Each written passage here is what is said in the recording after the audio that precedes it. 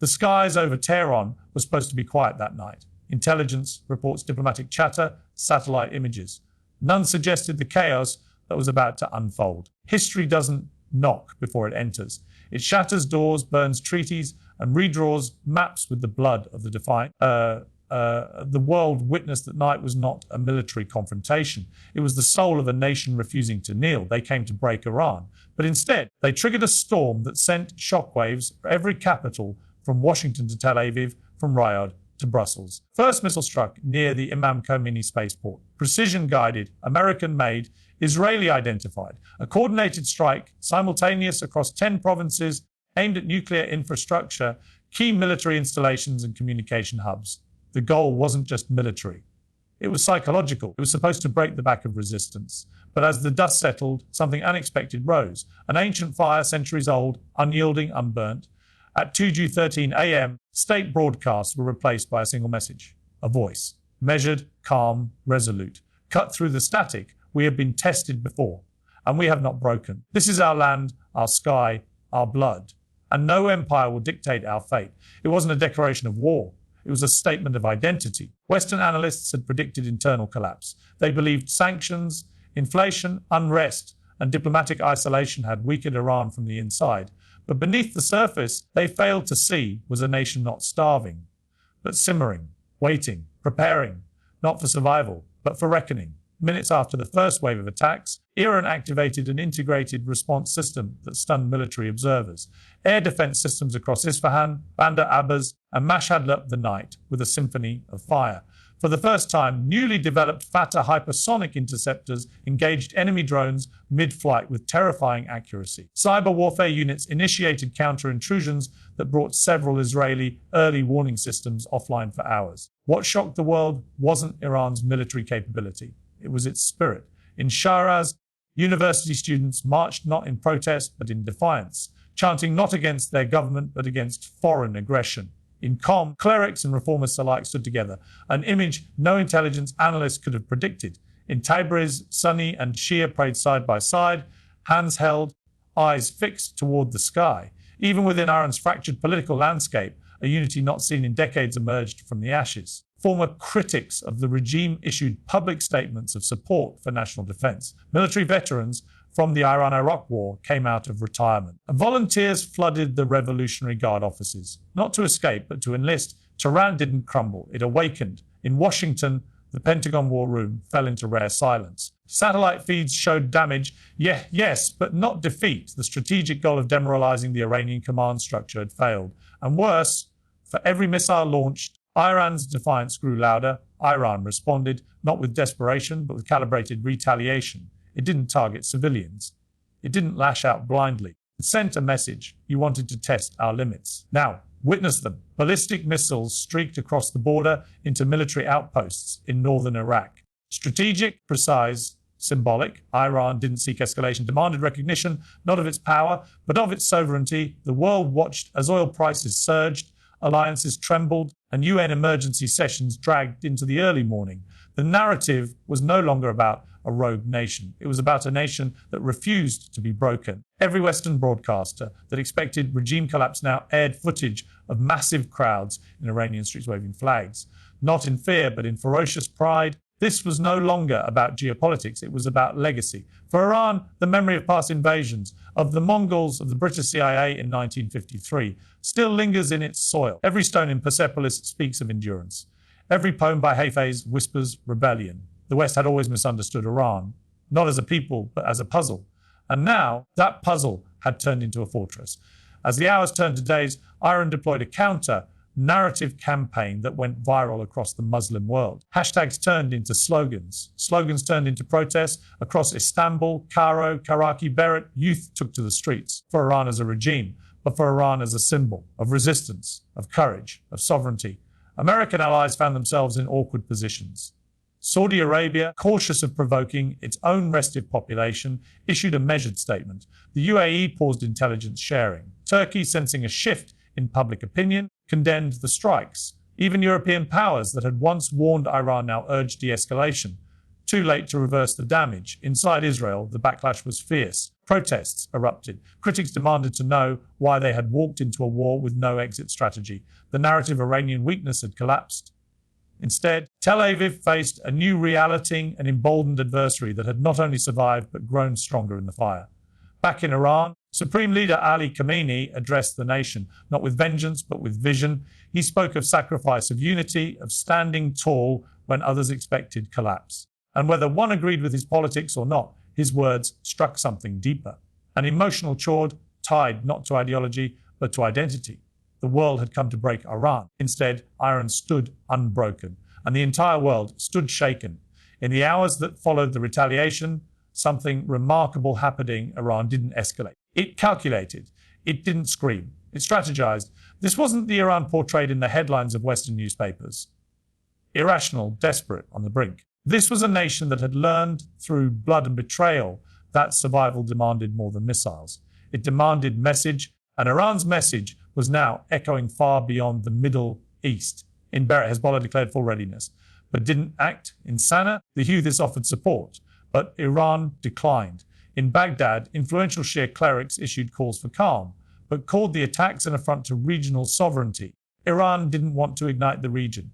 It wanted to awaken it. And it did, not with slogans, but with silence, not with rage, but with resolve. The real war was no longer fought with missiles. It was now waged in minds, in parliaments, in newsrooms. Across the Arab world, debates exploded, not over who was right or wrong, but over who still had the courage to resist. Iran's defiance wasn't universally admired, but it was undeniably respected, even by those who hated its politics. Meanwhile, Western intelligence agencies scrambled to understand how Iran had avoided total collapse. The assumption had always been that years of sanctions had crippled its command structure. That internal dissent would paralyze any unified response. But that night, when cities were hit and networks jammed, Iran didn't descend into chaos. It activated layers of contingency plans developed over decades. Plans not just for survival, for endurance. The underground bunkers outside Natanz had already been evacuated days prior. The country had known something was coming. It had read the build-up, the drone traffic, the diplomatic absences. But unlike in the past, it didn't warn the public. It braced in silence. In the holy city of Mashhad movement, where pilgrims continued to pray even as the sirens wailed, a new kind of patriotism began to take root. It wasn't tied to the regime. It wasn't tied to the West. It was tied to history. One that told every Iranian, no matter the invader, this land has never bowed. The resistance wasn't limited to soldiers or missiles. Iran's cyber units went on the offensive, launching the most sophisticated retaliatory digital strike in the region's history. For hours, major Israeli banks experienced blackouts. Cellular networks in parts of Tel Aviv went down. Gas stations across Haifa were paralyzed. This was Iran's way of saying, if you dare to attack, know that retaliation won't only come from the sky. It'll come from every screen, every signal, every byte. By day 3, Iran's narrative had shifted the global conversation. The BBC struggling to a scale of Iran's cohesion. CNN was forced to run interviews with Middle East analysts who, days earlier, were confidently predicting collapse. Even Fox News commentators were stunned, not by Iran's missiles, but by the West's miscalculation. And then, in one of the most dramatic scenes caught on live TV, Iran unveiled something unexpected, a previously unseen drone, the Shade 1212. Sleeker, faster, deadlier, used in the first response, not yet deployed. It was a warning we held back. Don't make us show more. This single reveal shifted the calculus. Western generals suddenly had to consider a truth they had avoided for years. Iran was not just surviving, it was evolving. At the UN, emergency sessions devolved into chaos. The US ambassador called for increased sanctions. Russia vetoed. China issued a scathing rebuke. The EU was divided. Germany pushed for restraint.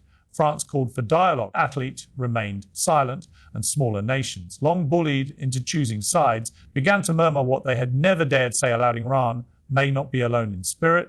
Across the streets of Islamabad, Jakarta, Algiers, graffiti emerged overnight, not glorifying Iran's government, but glorifying Iran's resistance. You tried to bury us, one will read, but we were seeds. Meanwhile, inside the White House Situation Room, the mood had shifted from confident to cautious. Intelligence briefings now warning any further strike may provoke regional uprising. Iran had done something no think tank had predicted. It had weaponized restraint. By not unleashing its full power, it had forced the world to ask her, what else could it be holding back? In Tel Aviv, a special session of the Knesset revealed political fractures. Some argued that the attack was justified, necessary to curtail Iran's nuclear ambitions, but others questioned its wisdom.